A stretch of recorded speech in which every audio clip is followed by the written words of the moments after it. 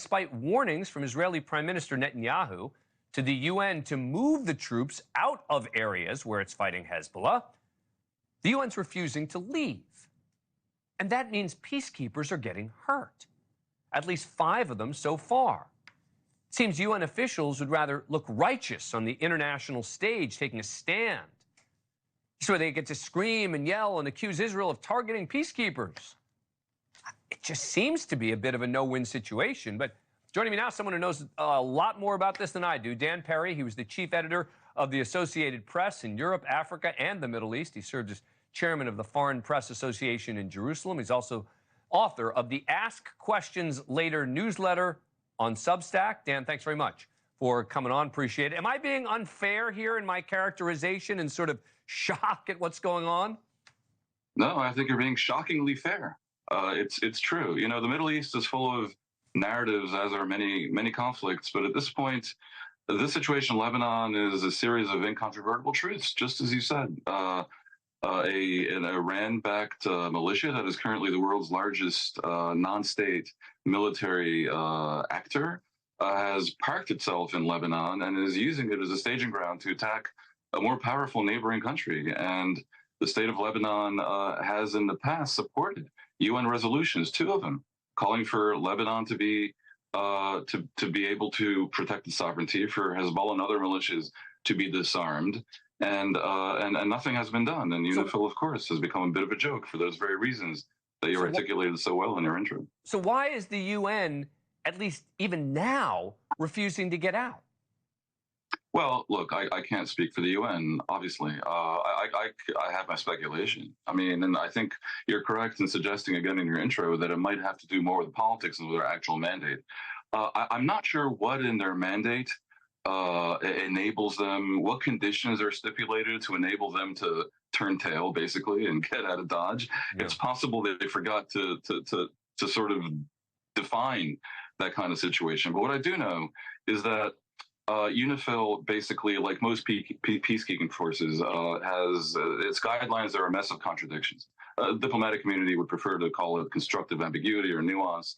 They have weapons. They have light weapons, but also APCs, I believe. They are authorized to use force, but only in self-defense. On the other hand, their mandate also says they need to work with the Lebanese armed forces to enforce the resolutions that call for that area to be demilitarized. Now, that sounds like more than self-defense, but the Lebanese armed forces made it easy for the UN to abdicate their mission when they themselves did, and basically they're nowhere to be seen in the area. UNIFIL, you're right, should probably just leave. Yeah. The current situation is one where they're getting in the way. Let me play. This is a bunch of the media coverage of what's happening, and I think it really, and again, as someone who was in the media for as many years as you are, I want to play a bunch of the media coverage. Let's listen. Troubling warning now from the Israeli Prime Minister Benjamin Netanyahu, essentially telling the UN peacekeeping mission in southern Lebanon to get out. It is a troubling warning, and of course, as we've seen in Gaza, in the occupied West Bank, we have seen UN workers, we have seen healthcare workers and volunteers coming under attack by the Israeli military, often with impunity. So this is a deeply troubling development. But Israeli forces have also turned their guns on UN peacekeepers in Lebanon. 2 Israeli tanks destroyed the gates of a UN position and forcibly entered. The latest in a string of Israeli attacks that injured more than a dozen UN troops in the past week. The Israelis, he said, offered no specific warnings to UN troops before they opened fire, turning peacekeepers into casualties of war. We've also seen Israeli forces deliberately target UN peacekeepers in the south. Netanyahu ordered the UN to remove them, which many interpreted as a threat. I mean, it is so misleading. Go ahead, Dan. I don't think it's fair. Now, look, you have to distinguish between things that you can prove and what is fair enough speculation. The idea that Israel intentionally targeted peacekeepers is highly implausible because they're basically not stupid enough. Did they force their way into a base, conceivably, if they thought something was there? Yeah, that's possible. Is it troubling for them to ask the UN to leave? No, I think it isn't, because there's no peace to keep at this point. I struggle to criticize Israel in the Lebanese arena, and it embarrasses me because, you're supposed to see all sides of the conflict. And in Israel's messy conflict with the Palestinians, you can. But in this case, they're pretty close to 100% in the right. And I should think that eventually the world community is going to need to step in. I know there's war weariness and there have been 2 misadventures in Afghanistan and Iraq, but there probably needs to be a third effort to do something real, because if they don't, then Israel will.